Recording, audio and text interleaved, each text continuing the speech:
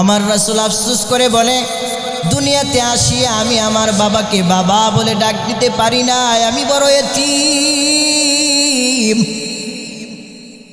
মা হারা, আমি বড় অসহায়। আমি রাসূলের দাদা ছিল আব্দুল মুত্তালিব, 8 বছরে আমার দাদাও চলে গেলেন। আমি এখন কার কাছে দুঃখ প্রকাশ করব?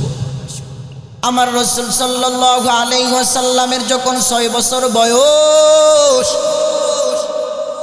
আমার রাসূল বাচ্চাদের সঙ্গে মাঠে খেলা করতেছেন। সন্ধ্যা ঘনিয়ে আসতেছে, সবার বাবারা তার সন্তানদেরকে নেওয়ার জন্য চলে আসছে। আমার রাসূল তাকায়া তাকায়া দাঁড়ায়া দাঁড়ায়া দেখে আর কাঁদে। সবার বাবারা তার সন্তানদেরকে নিয়ে যাইতেছেন। আমার রাসূল পাহাড়ের কাছে গিয়া দাঁড়ায়া দাঁড়ায়া কাঁদে। সন্ধ্যার সময় আমেনা দৌড়ায় আসলো, দৌড়ায় আইসা বলে, আমার মুহাম্মদ কই? একজন বলতেছে, দেখছি পাহাড়ের কাছে গিয়া মুহাম্মদ দাঁড়ায় দাঁড়ায় কাঁদতেছে। আমেনা আমার রাসূলের কাছে গিয়া বলে, বাবা মুহাম্মদ, তুমি কেন বাড়িতে যাও না? সব সন্তানরা তো বাড়িতে চলে গেছে, তুমি কেন বাড়িতে যাও না? আমার রাসূল সাল্লাল্লাহু আলাইহি ওয়াসাল্লাম তার মা আমেনাকে ডাক দিয়া বলে, ও মা,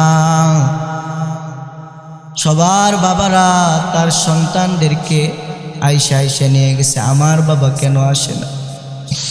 ও মা, আমার বাবা কই? আমেনা ডাক দিয়া বলতেছে, ও বাবা, জন্মের পূর্বে তোর বাবা দুনিয়ার থেকে চলে গেছে, তোর বাবা কবরের বাসিন্দা। আমার রাসূল ডাক দিয়া বলেন, ও মা, আমি আমার বাবার কবর দেখব। সিরাত ইবনে হিসাবে উল্লেখ করা হয়, আমার রাসূল কবর দেখার জন্য গেলেন। আমেনা আমার রাসূলের কবর জিয়ারত করতেছেন। রাসূলকে হালেমার কোলে দিয়া দিছেন। আমার রাসূল কবরের দিকে তাকিয়ে আছেন। হঠাৎ আমেনা হালেমাকে ডাক দিয়া বলতেছেন, ও হালেমা, আমার মুহাম্মদকে আমার কোলে দাও, আমার বুকটা ব্যথা করতেছে।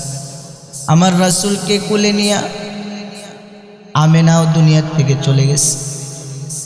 আমার রাসূল কত অসহায়, এত অসহায় আমার রাসূল। আমার রাসূল অসহায় হওয়ার পরেও আমার আল্লাহ কি বলে নাই, তার ইসলাম ধর্মকে বলে নাই। আমার রাসূল দুঃখ বেদনা নিয়া তায়েফের ময়দানে গেলেন, দ্বীনের দাওয়াত